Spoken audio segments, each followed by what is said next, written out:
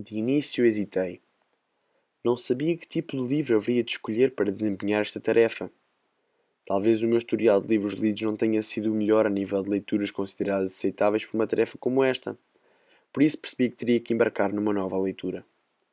Deste modo declarei ao mestre que não tinha qualquer ideia de nenhum livro para ler, e na aula seguinte tinha uma pilha de livros de Paulo Auster na minha secretária. De todos aqueles, imediatamente me senti inclinado para um dos seus romances, South Park, e então trouxe-o para casa. Pelo que me lembro, li as primeiras 30 páginas, talvez, e a sua história não me estava a despertar grande interesse. Numa das aulas seguintes à escolha do livro, vi em cima da mesa de um colega de novo uma pilha de livros e pedi-lhe que me os mostrasse. Desta vez não se tratavam de obras para Auster, nem muito menos de romances, mas sim de policiais. Confesso que nunca lera um, o que me despertou interesse, uma vez que gosto bastante de filmes e séries deste tipo. Passado uma breve vista de olhos nas sinopses e folheando os livros, não em busca de ilustrações como faria há uns anos atrás, mas na esperança de conseguir apanhar algum seguimento e uma ação para perceber o tipo de escrita que se tratava. Então, no fim da aula e um pouco já motivado pela ânsia do intervalo, perguntei ao professor se poderia levar um segundo livro para ver qual preferia. Pergunta ao qual me foi respondido que sim. E então peguei naquele que mais me interessou, não só devido à sinopse que lera, mas também devido à capa caricata que servia de proteção às folhas, e meti-o então na mala. O escolhido foi o Enredo da Bolsa e da Vida, de Eduardo Mendonça. Não conhecia o escritor, mas pelas não muito fiáveis críticas positivas que existiam na contracapa do dito, percebera que seria um autor com piada. Digo não muito fiáveis porque as críticas que lá aparecem são sempre muito vangloriosas e, para quem as lê, parece que aquele livro é o melhor trabalho literário que alguma vez possa ter existido. Como era conhecedor desta realidade, decidi questionar o mestre em relação ao livro, e este aconselhou-me, curiosamente confirmando o que as críticas diziam. Com os dois livros à minha disposição, já poderia escolher o que mais me agradasse, mas para isso tinha que ler algumas páginas da minha mais recente aquisição, e assim o fiz. Decididamente que o livro de Mendonça adequava-se mais ao meu estilo de livros e ao meu gosto literário, e deste modo, embora com indecisão, refutei o livro do romance de Paulo Auster e comecei de imediato a ler o policial. Foi um livro do qual não me cansei de ler logo após a página 50, como aliás me costuma acontecer, talvez porque peque sempre na escolha do livro, ou talvez porque nunca ler um policial.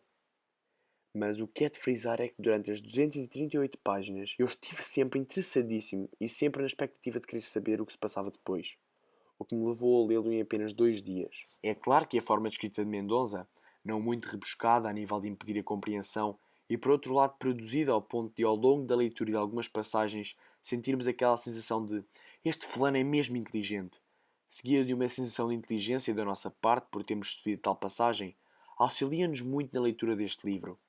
Sem falar sequer no aspecto que talvez considere sendo mais importante, a comédia que o autor utiliza ao longo do enredo da história, as confusões caricatas em que se mete, as ligações que faz entre as personagens e as ações em que se intrometem, e aqueles momentos em que coloca o leitor, não diga à beira de um ataque de riso, mas muito perto de soltar uma breve gargalhada. Qualidade que nos permite ler praticamente todo o livro com um sorriso na cara, o que facilita a leitura e a torna mais agradável. Um aspecto que também é de louvar é que tem a capacidade de interpelar no meio destes momentos de pura comédia situações sérias e importantíssimas para o desenrolar da ação. O protagonista saiu recentemente de um manicômio. É um homem aéreo e desajeitado, mas de ideias fixas, que só se contenta quando consegue atingir os seus objetivos, mesmo que para os atingir tenha que pelo meio cometer alguns delitos. Por outro lado, é um homem amigo dos seus amigos e protegê-los é uma obrigação para ele. Nunca prejudica os seus mais queridos, mesmo que por vezes se tenha que prejudicar a si mesmo. Gera um salão de beleza em Barcelona, que diga-se de passagem não é lá muito frequentado, o que aliás justifica a sua vida desafortunada e que o torna uma pessoa com muito tempo livre para se ocupar não só dos seus problemas, como com os dos outros. Do outro lado do passeio do salão estava localizada uma loja chinesa. Sempre invejar aos donos, pois estes eram pessoas mais afortunadas que ele e tinham sempre a loja cheia de clientes. Mais tarde começam a conver com o protagonista e repara-se que trava uma grande amizade.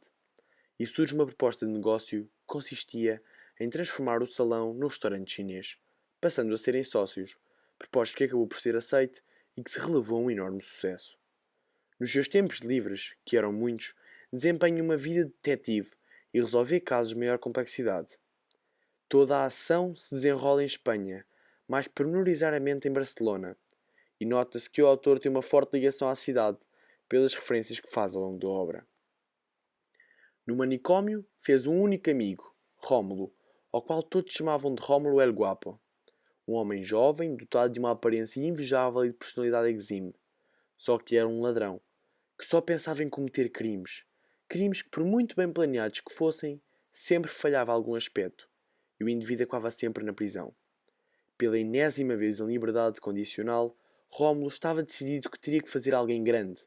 O simples ato de roubar banco já não satisfazia o seu ego e muito menos a sua carteira, visto nunca conseguir adquirir nada com os seus saques, a não ser uns bons par de anos atrás das grades. Para este grande golpe de um ataque terrorista, falava ele, pediu a ajuda do seu grande amigo, o protagonista, que sem hesitar recusou a proposta. E então, a partir desse dia, Rómulo desapareceu.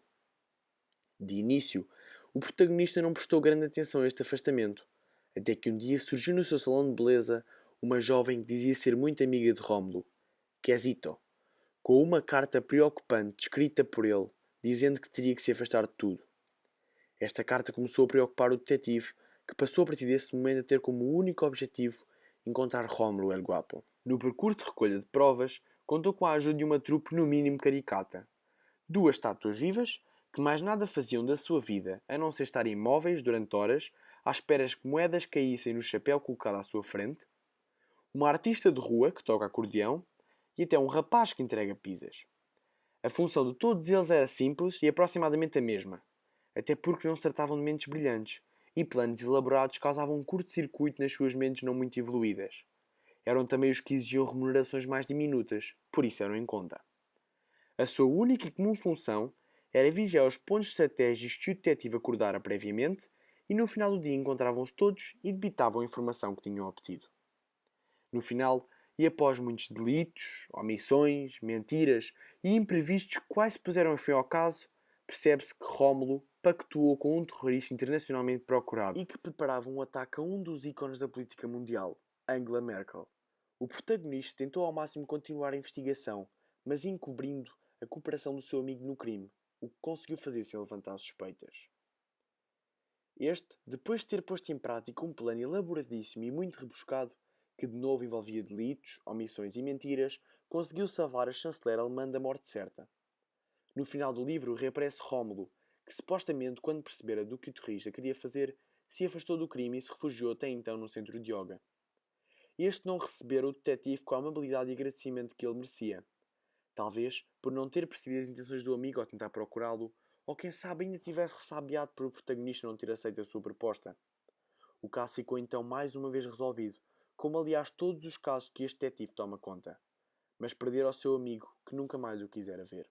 Resumindo, penso que o enredo da história está muito bem pensado e executado, uma vez que através de paródias conseguimos aperceber de várias realidades do nosso cotidiano. Como por exemplo a menção de Angela Merkel não só serviu como motivo de piada, mas também como uma crítica à política europeia em geral e à reação das populações aos governos que coexistem. É, na minha opinião, um ótimo livro que apresenta uma alternativa aos policiais habituais, dotado de um estilo mais sério e técnico. Nesta obra, conseguimos identificar uma história com um enredo sequencial, sem pausas, e que constitui um caso policial cheio de sentido. Só que ao invés de ter a linguagem pesada e cenas muito sérias, vimos-las apresentadas de uma forma engraçada, o que leva o leitor a querer ler mais e mais, sem se cansar, até perceber o que por fim aconteceu. É o primeiro livro que leio de Eduardo Mendonça e de certo que não será o último.